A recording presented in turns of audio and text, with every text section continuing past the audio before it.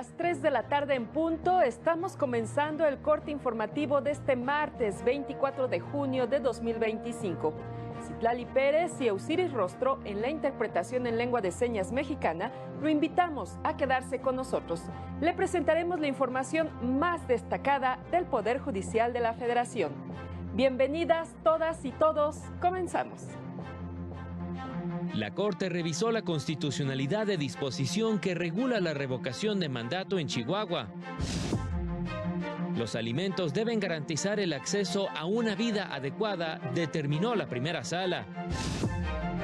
La nueva integración de la Corte deberá establecer mecanismos para atender solo los casos verdaderamente relevantes. Participantes en la elección judicial presentan recurso en el que piden anular la elección judicial por violaciones graves. En la sesión pública de este martes, el Pleno de la Corte declaró válidas disposiciones de la Ley de Participación Ciudadana de Chihuahua respecto a la armonización normativa sobre el ejercicio de revocación de mandato. La norma impugnada cumple cabalmente con el parámetro previsto en el texto de la Constitución Política de los Estados Unidos Mexicanos para llevarse a cabo el ejercicio democrático de revocación de mandato. Al resolver otra acción, el Pleno invalidó del Código Civil de Quintana Roo el requisito de presentar un certificado médico que acredite que quienes desean contraer matrimonio no padecen enfermedades crónicas, incurables, contagiosas y o hereditarias. También invalidó la dispensa de ese certificado si había manifestación expresa frente a la persona juzgadora de que las personas contrayentes tuvieran conocimiento de la impotencia por causa física o de cualquier otra enfermedad crónica o incurable que sea, además, contagiosa y o hereditaria.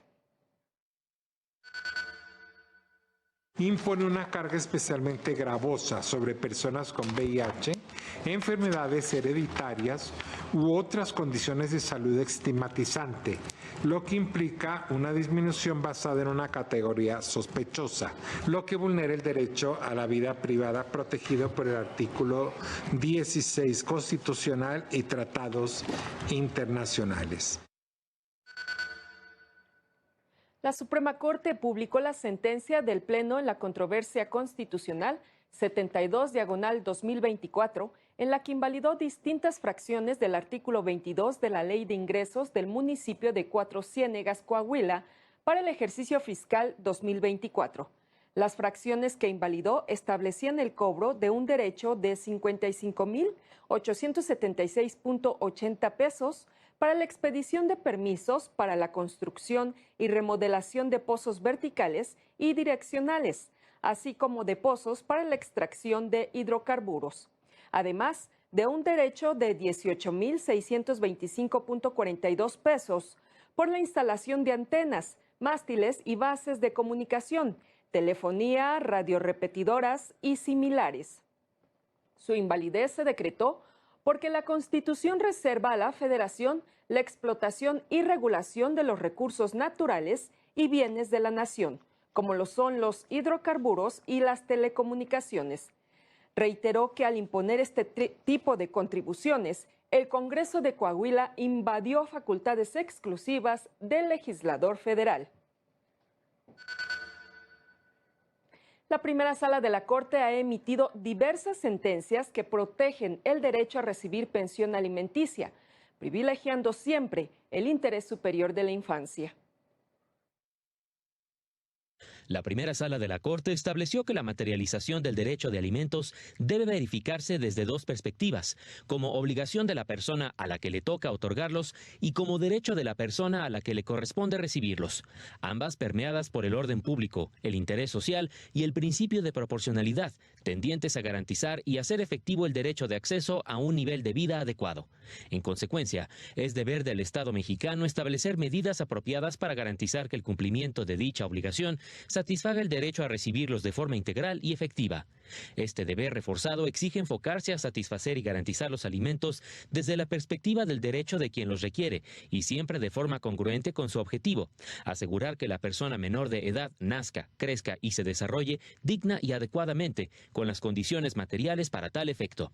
Precisó que los alimentos no se limitan a garantizar la comida, sino que incorpora todos aquellos factores y elementos que tiendan a propiciar el desarrollo digno de infantes y adolescentes, como son salud, educación, vestido, recreación, atención médica, cuidado, formación e instrucción y habitación, entre otros, lo que depende de las circunstancias de cada caso concreto.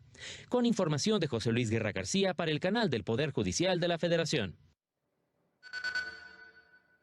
La desaparición de las salas de la Corte a partir del próximo 1 de septiembre obligará a reconfigurar el trabajo del máximo tribunal, con el fin de que pueda atender la totalidad de asuntos que anualmente ingresan, que se estiman en cerca de 3,000. El director general de la Coordinación de Compilación y Sistematización de Tesis, Omar Hernández Salgado, aseguró que la reforma judicial no implicó un cambio en la manera de impartir justicia, solo modificó el método de designación de los integrantes de la Suprema Corte y concentró el trabajo en el Pleno. La reforma no fue una reforma al proceso. No se modificaron las condiciones de la justicia. ¿Qué quiere decir esto? Que cuando menos uno esperaría que van a seguir llegando el mismo número de asuntos. Van a tener que salir de algún modo. O sea que los deleguen, sea que se queden atorados un poquito en la tubería, o sea que encuentren mecanismos para resolver de una manera distinta.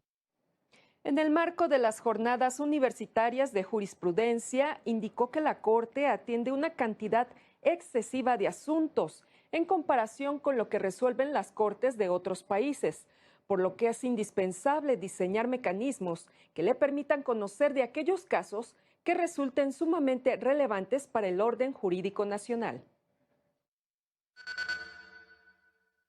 Tenemos tantos asuntos, tenemos tantos procesos que no están bien incorporados, que inevitablemente la Corte ha tenido que seguir resolviendo asuntos que no tienen que ver con la interpretación de la Constitución. Por eso les digo, en un aproximado 3,000 asuntos por año. El consentimiento libre e informado de personas con discapacidad es fundamental para un internamiento voluntario en instituciones de salud. De lo contrario, se violarían sus derechos fundamentales, explicó la Unidad General de Conocimiento Científico y Derechos Humanos de la Corte. El internamiento involuntario de personas con discapacidad en instituciones psiquiátricas constituye una grave violación a sus derechos humanos, señaló la Unidad General de Conocimiento Científico y Derechos Humanos de la Suprema Corte. Destacó la resolución del amparo en revisión 323/2024, en el que la primera sala analizó el caso de un joven con discapacidad que fue internado por decisión de su madre en una institución psiquiátrica, donde permaneció por más de 9 años, pese a que en el mismo año que ingresó, el hospital emitió su orden de egreso. Ante esta orden, la madre promovió un juicio de amparo indirecto, argumentando que ello vulneraría los derechos de su hijo y arriesgaría la integridad de su familia, debido a los episodios de violencia que él presentaba. La jueza de distrito que conoció del caso resolvió que el joven requería atención psiquiátrica continua, en virtud de su supuesta peligrosidad. Tras ello, el joven interpuso un recurso de revisión alegando violaciones a sus derechos en el proceso judicial, como la ineficacia de su representante especial y la falta de participación directa en el juicio, por lo cual solicitó una nueva evaluación para determinar si su internamiento aún era necesario.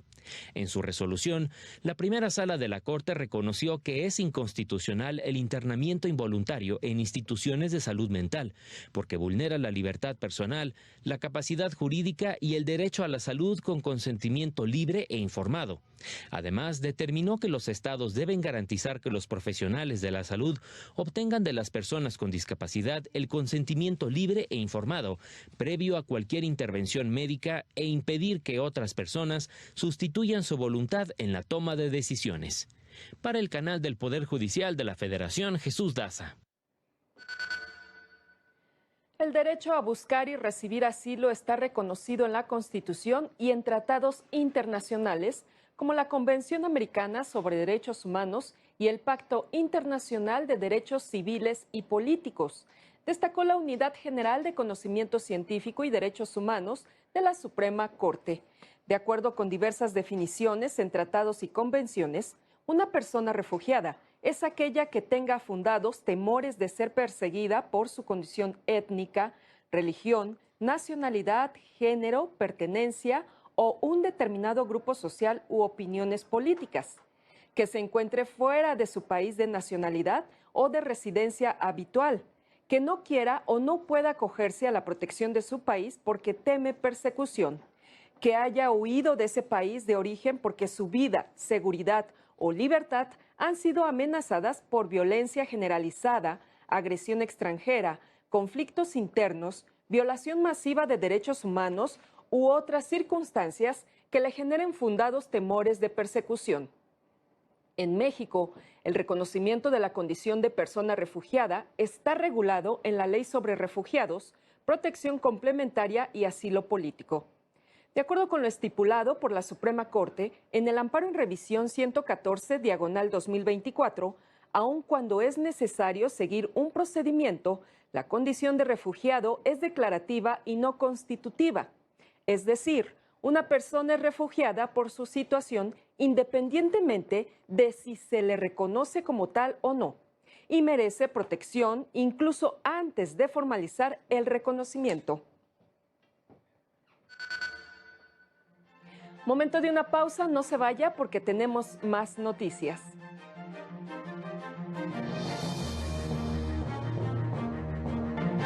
Al regresar, se llevó a cabo conversatorio sobre cambio climático y justicia ambiental.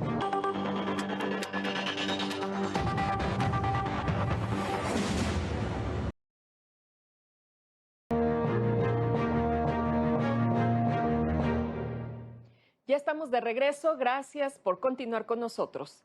Ahora vamos con nuestra compañera Laura Murillo, quien se encuentra en la UNAM, con un reporte del conversatorio Cambio Climático y Justicia Ambiental. Adelante, Laura, te escuchamos.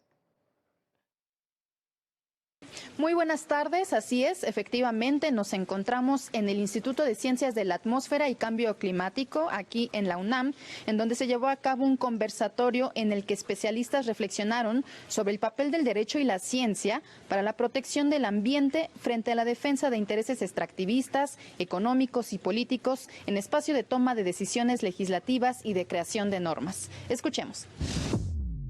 Aquí hay un primer problema muy serio. ¿Cuál es la permeabilidad que tiene el legislador para reconocer información científica?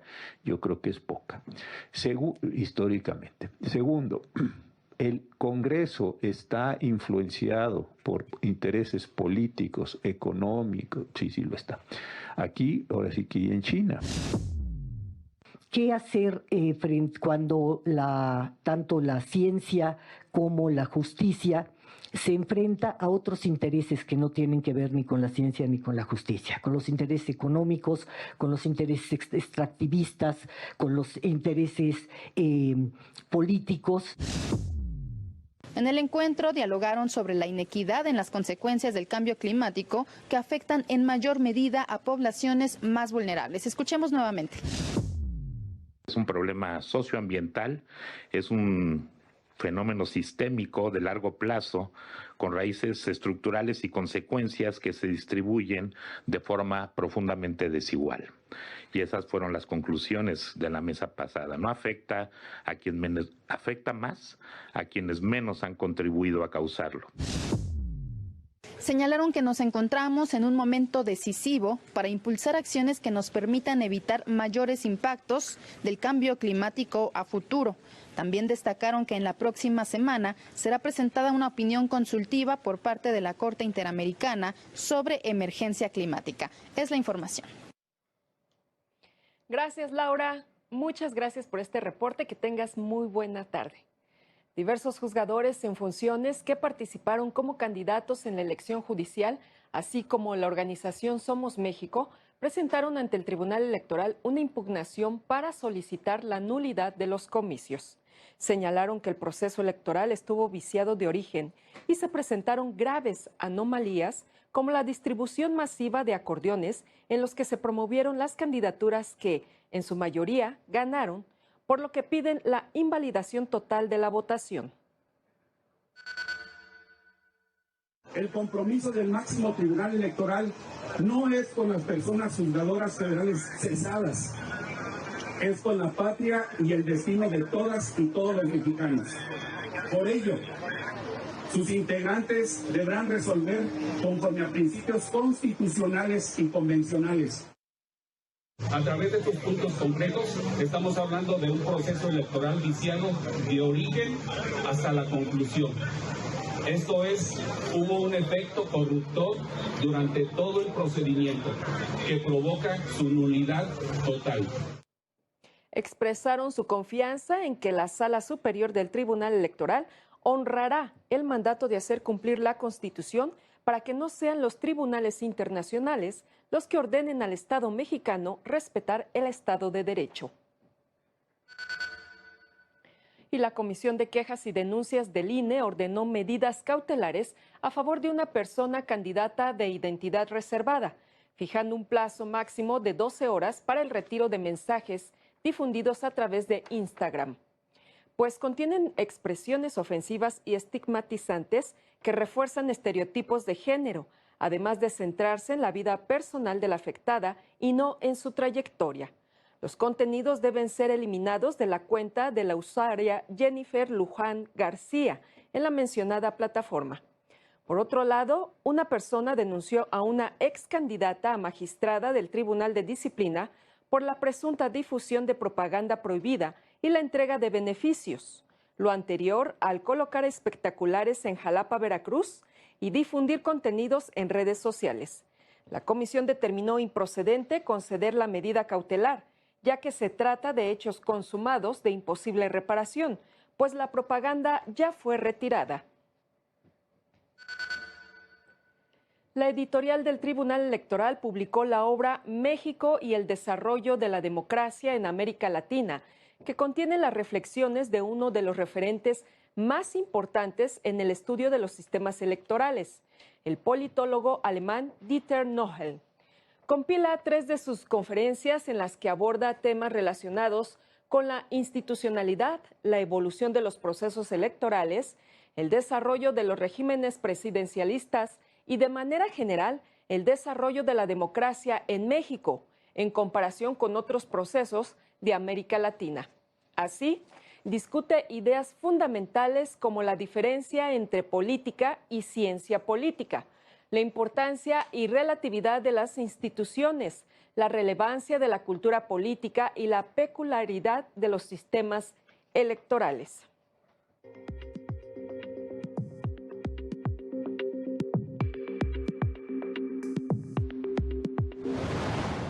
El Poder Judicial de San Luis Potosí habilitó la solicitud de citas para emplazamientos y ejecuciones en el Tribunal Laboral a través de su sitio web con el objetivo de ahorrar tiempo en la resolución de los conflictos. Solo se requiere la firma electrónica. En colaboración con UNICEF y la Oficina de Defensoría de los Derechos de la Infancia, el Poder Judicial de Oaxaca avanza en la instalación de la sala de audiencias para personas en condición de vulnerabilidad, con el objetivo de garantizar el interés superior de la niñez y su acceso a la justicia.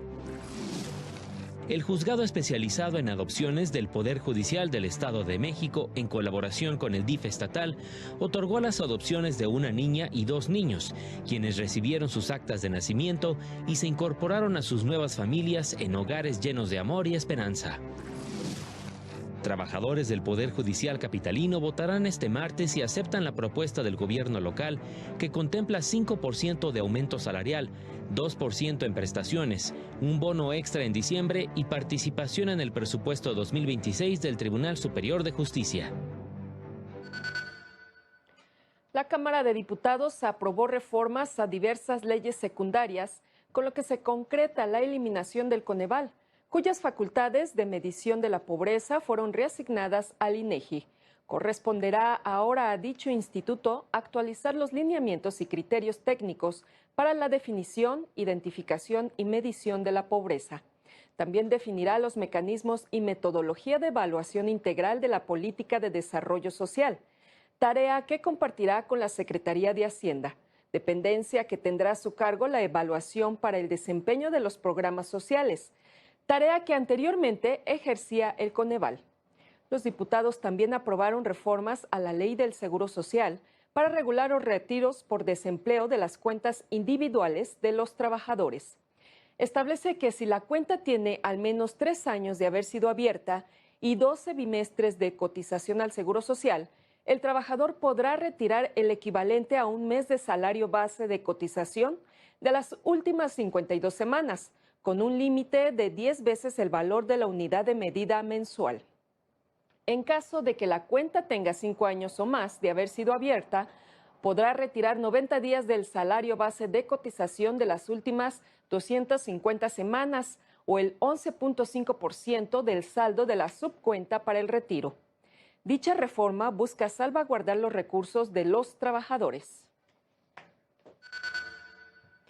En el Instituto de Investigaciones Jurídicas de la UNAM se cuestionó el futuro de las abogadas y abogados en el nuevo contexto de la reforma judicial.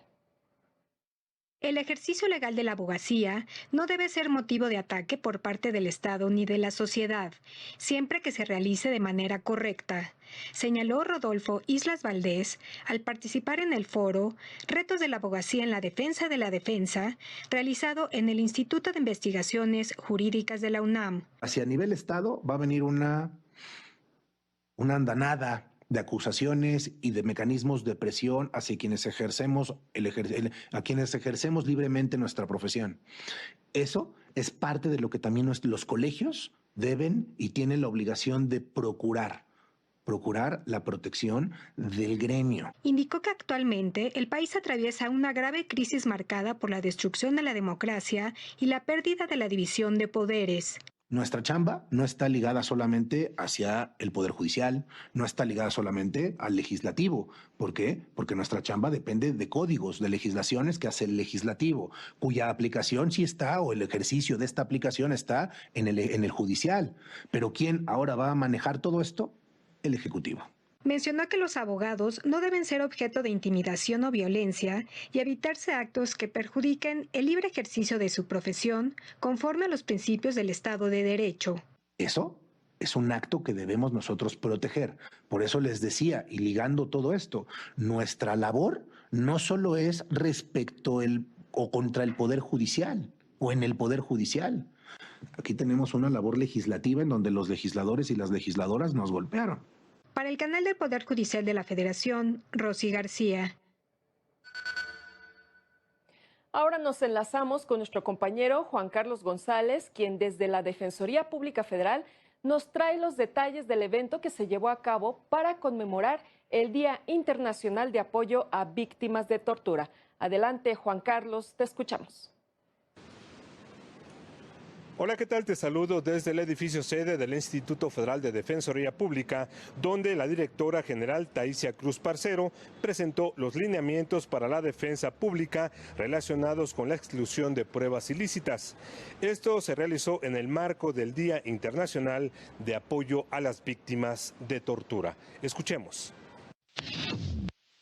En unas pocas páginas logramos concentrar no solamente un marco teórico de la exclusión probatoria, de qué se trata esto, de por qué se tienen que excluir las pruebas, cuáles son esos precedentes de fuente nacional e internacional que nos llevan a esta convicción de que un proceso penal, una sentencia, no puede sostenerse en pruebas obtenidas mediante tortura ni mediante cualquier otra violación a derechos humanos.